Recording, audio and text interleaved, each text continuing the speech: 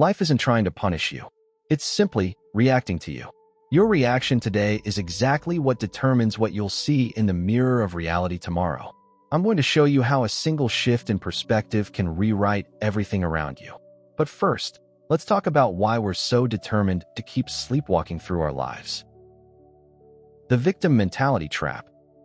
Has this ever happened to you? You feel like you just woke up, but it's already evening? You've been doing things all day, talking to people, rushing somewhere, but in reality, it's all a blur. This is that autopilot state where we're simply reacting to everything around us. Someone's rude, we instinctively feel offended. Something goes wrong, we're immediately upset. We don't even choose these reactions. They just turn on by themselves, out of old habits. We often write this off as just being tired.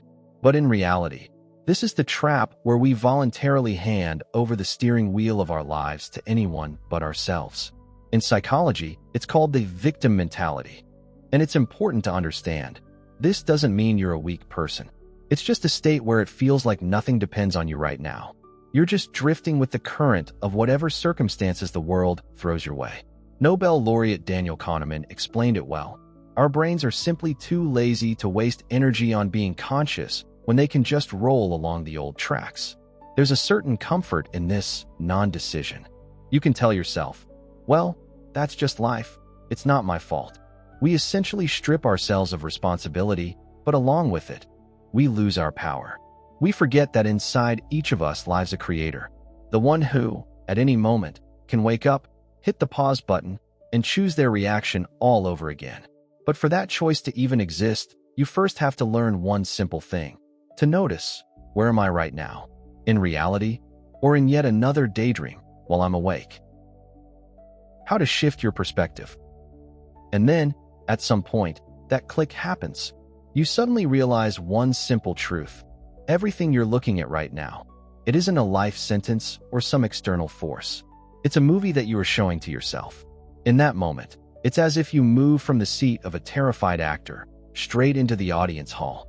And from there, from the silence, the image on the screen doesn't seem so scary or fatal anymore.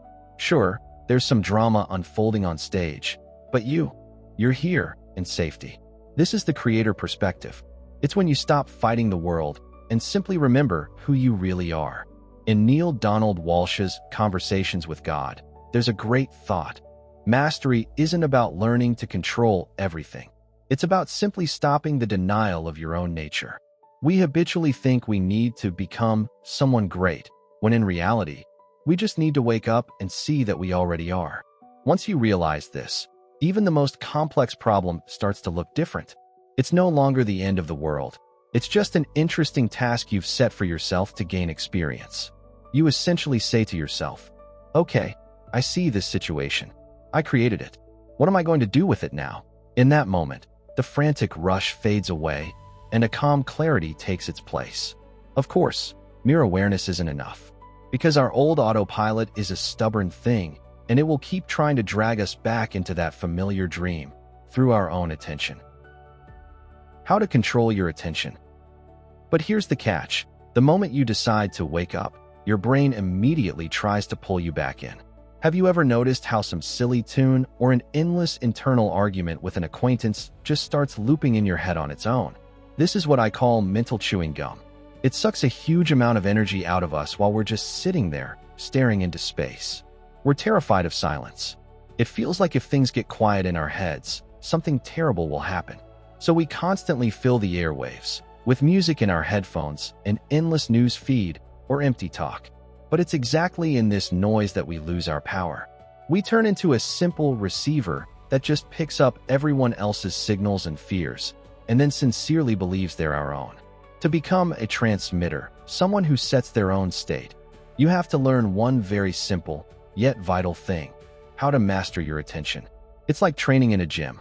You don't have to solve massive problems right away. Start with the small things. Simply feel the taste of your food while you're eating, or notice the way your feet touch the ground during a walk. Why does this matter? Because if you can't hold your attention on simple things during calm times, then when a real crisis hits, you'll just be washed away by the wave of other people's programs. But when you master your attention, you suddenly start to see that the world around you isn't a hostile environment. It's your greatest ally. Why reality is your mirror. And now, for the most interesting part. We often think of the world as a strict parent we have to ask for things. But in reality, the world is an entirely dispassionate sponsor. And it only sponsors one thing, your true state. But there's a trap here. Many people confuse their true desires with simple wants or attempts to just escape reality. You can endlessly chase after imposed goals or try to stuff your head with entertainment to avoid noticing the emptiness inside. But the world doesn't fall for that. It's not interested in sponsoring your ways of hiding from life. The world only provides resources when you live in harmony with your nature. True pleasure isn't about eternal rest. It's about that activity where you truly unfold. It's the thing you'd keep doing even if you already had all the gold in the world. When you're doing your own thing, when you're self-actualizing, you're broadcasting a wave of such power into the mirror of reality that the world simply has to respond. It sees, this person is in their place, they are creating, and then all the necessary opportunities and money arrive almost on their own. Living in harmony with yourself means stopping the war with the reflection and starting to change the source itself. And as soon as you feel it, all the old programs that have been making it hard for you to breathe for years will simply start to crumble. How to let go and reset. But as soon as you settle on making a change, you'll immediately face massive resistance. Your old fears, grudges, and habitual reactions aren't going to give up without a fight. And here's where most people make the same mistake. They start actively fighting them. We grit our teeth and try to crush the negative with positive thinking. But the paradox is that any struggle is also energy. And the more fiercely you war with your programs, the stronger they become, because you yourself are feeding them with your attention. To let something new into your life, you first have to empty the cup. We often hold on to our old beliefs and grudges like a life jacket, even though they've been pulling us under for a long time. You just have to acknowledge it. Yes, this fear is here. I see it. And in that moment, it loses its power over you. You strip it of its fuel. You don't have to chase anything away. You just have to stop giving it your strength. When you do this, something amazing happens. That energy that used to go into maintaining your internal conflict is suddenly released. You literally feel a surge of power, as if a heavy backpack has been lifted off your shoulders. And from this free, clean state, you can finally, truly choose your path. Because any adjustment you make will only work when there's free space for it inside. Choose love over fear. Do you know why our perfect affirmations so often fail to work? Because the world doesn't react to pretty words. It reacts to the state from which they are spoken. If you're whispering, everything is fine, while you're in a panic, you're still broadcasting nothing but that panic into the world. By the law of correspondence, what's inside is what's outside. And as long as you act and ask out of fear, you're only adding fuel to the fire behind your problems. Everything changes when you train yourself to make one simple stop. Before you decide, say, or even just think something, honestly ask yourself, am I doing this out of fear or out of love? The difference is massive. Out of fear, we try to save ourselves. Out of love, we create. If you feel like anxiety is driving you, just freeze. Do nothing until you're back to normal. And only the choice, out of love, brings those effortless and joyful results that look like miracles to outsiders. And to make this mindset your new baseline, affirmations are a huge help.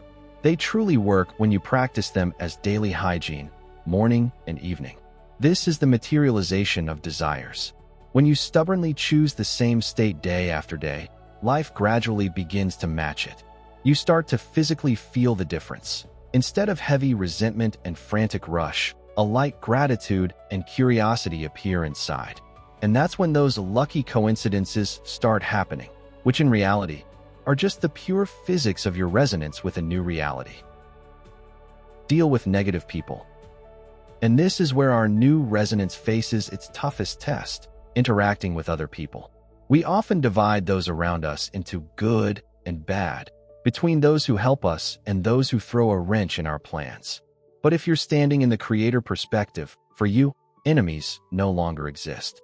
There are only other creators who have simply fallen asleep, temporarily, and forgotten who they really are. This changes everything at the root. We're used to either being angry at people or pitying them. But remember, pity always belittles. When we pity someone, we're essentially saying, "You're weak, you're a victim, you can't handle this on your own." Compassion works differently. It's when you see someone's pain, but at the same time, you continue to see the immense internal power of the source within them. You don't feed their weakness, you speak to their strength. In practice, this means stopping the war with unpleasant people. Try to look at every person with love and interest, as if they're handing you a vital gift right now. Care, aggression, criticism. These are all lessons the world sends you through others. When you learn to see this gift and accept it, your layer of the world will gradually clear itself of negative characters. Your experience won't need it anymore, and their mission in your life will be over. Life will become much more pleasant and, above all, calmer. Because if we're honest, that calmness is what we're really after in everything. Calm love, calm joy, calm relationships. It's that deep state of balance when you're no longer fighting the reflection, but simply enjoying what you're creating. Love for your neighbor starts with acknowledging your own value and automatically acknowledging the same value in another. When you stop judging and start showing compassion, the reality of your relationships changes on its own, because in your world, there is no longer any room for struggle. Your reaction creates your reality. You know, if I were asked to express the main idea of this video in one sentence, I'd say this: the problem was never life itself. The problem is only our reaction to it. We're used to thinking that events just happen to us on their own, and we merely react to them passively. But in the mirror world, everything works exactly the opposite way. Your reaction is the moment of creation. It's that very point where you either confirm the old victim script or choose the path of the creator. When you realize that your entire life isn't a struggle with circumstances, but your own creative project, you become very calm inside. And this calmness is your greatest strength. But it's important not just to know these rules, but to start applying them in the small things, starting today. Knowledge without practice is just more noise in your head. So, your first, simplest step in any confusing situation, in any minor argument, or when everything seems to be going wrong again, just stop and shift your perspective. Ask yourself, what am I choosing my reaction from right now? Out of fear or out of love? Remember, the world is your best sponsor, and it's already prepared to support any conscious choice you make. All that's left is to decide, and finally start living in harmony with yourself.